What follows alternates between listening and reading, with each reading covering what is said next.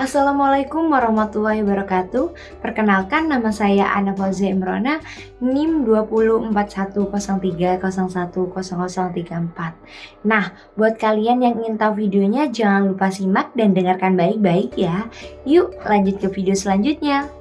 Nah, video kali ini saya akan menjelaskan contoh sejarah pada masa Rasulullah dan Khulafaur Rasyidin. Ini saya akan menjelaskan contoh sejarah dakwah pada masa Khulafaur Rasyidin.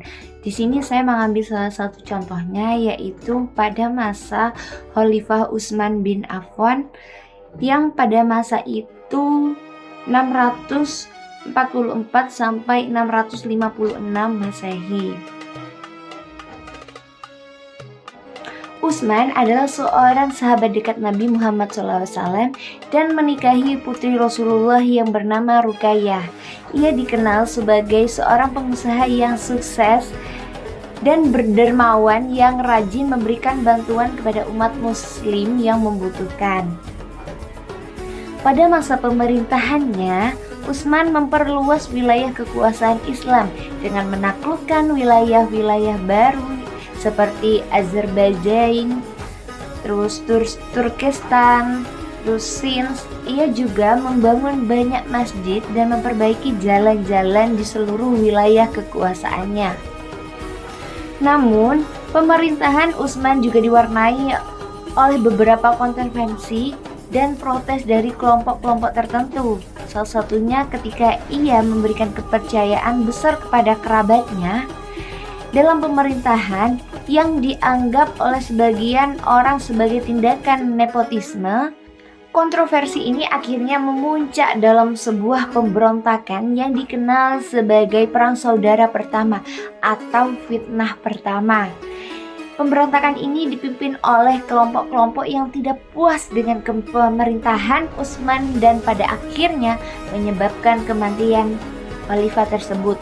Meskipun kontroversial, Utsman dianggap sebagai salah satu khalifah yang sukses dalam sejarah Islam.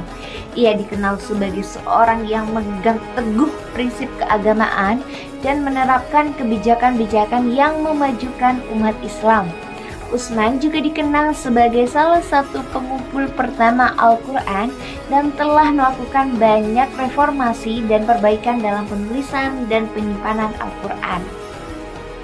Peran penting Utsman bin Affan dalam dakwah Islam.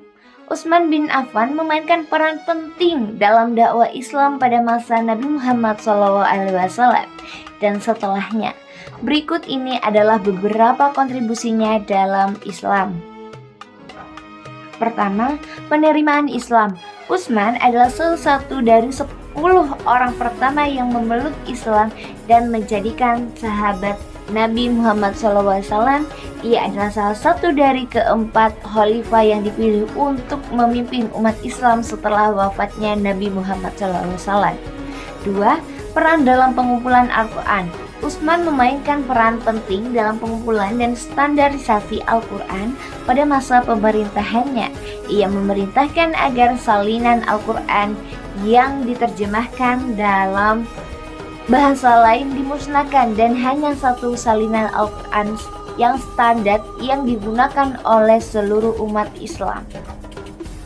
Ketiga, perluasan wilayah Islam pada masa pemerintahannya. Utsman memperluas wilayah kekuasaan Islam dengan menaklukkan wilayah-wilayah baru seperti Azerbaijan, Turkestan, dan Sindh. Hal ini membuka jalan bagi penyebar Islam ke wilayah-wilayah yang lebih luas. Keempat, kebijakan ekonomi. Utsman dikenal sebagai seorang pengusaha yang sukses dan dermawan yang rajin memberikan bantuan kepada umat Islam yang membutuhkan.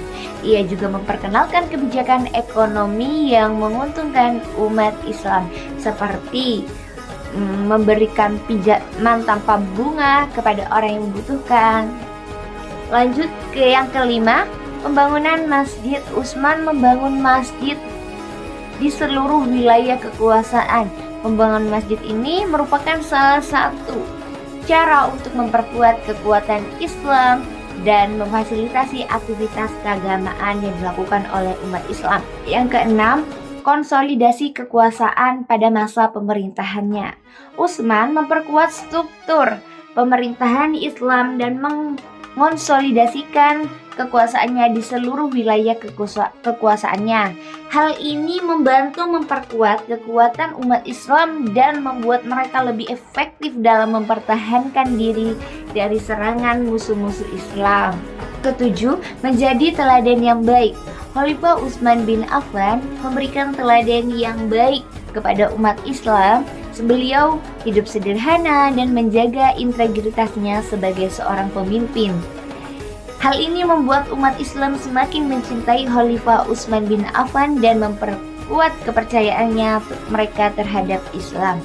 Kedelapan, penerapan keadilan. Khalifah Utsman bin Affan juga menerapkan keadilan dalam memimpin umat Islam. Beliau tidak memandang bulu dalam memberikan keputusan dan selalu memperhatikan kepentingan umat Islam secara keseluruhan. Hal ini membuat umat Islam semakin percaya terhadap kepemimpinan Khalifah Utsman bin Affan. Dan yang terakhir, meningkatkan kepedulian terhadap lingkungan. Khalifah Utsman bin Affan juga meningkatkan kepedulian terhadap lingkungan.